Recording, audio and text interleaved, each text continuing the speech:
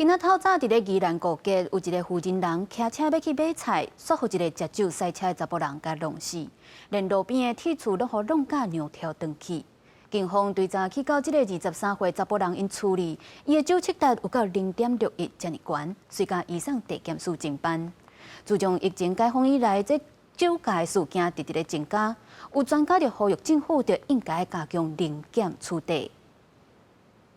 透早4点天也未光，一个查某人骑车出门去市场买菜，雄雄对向一台轿车冲过来，甲伊连人嫌车弄甲飞出去，最后弄到路边的铁架才停落来，过程拢互监视器翕到。当地骑驾时真大声，弄到声音惊精神。我就一两个出来看到这个发生什么代志啊！一开就哇，我那个遮阳板就掉下来，整个这个就垮下来，都垮下来，啊，车子就是卡在那里。对啊，卡在里面了。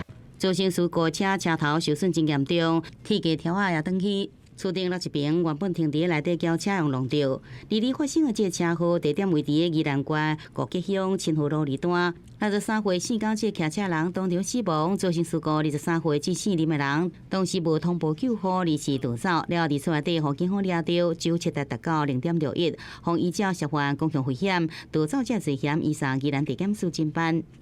该林姓民众坦承驾驶肇事逃逸，警方当场逮捕，并实施酒测，酒测值超过法定标准值。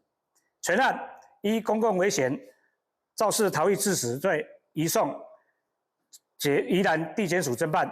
根据台湾酒驾防治社会关怀协会统计，今年1月到7月，全国30类啉酒开车交通事故死伤有6046人，比去年同期增加5.6%。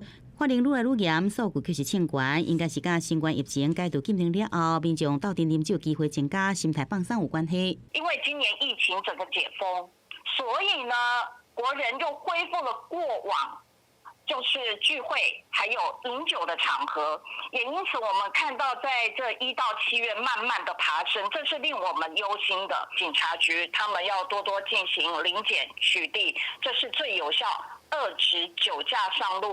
专家讲，啉酒开车大部分是累犯，政府应该评估这个人是不是有酒瘾的情形，应强制转介治疗。另外，警方应该较加临检，才较有法度阻止啉酒开车的情形。记者综合报道。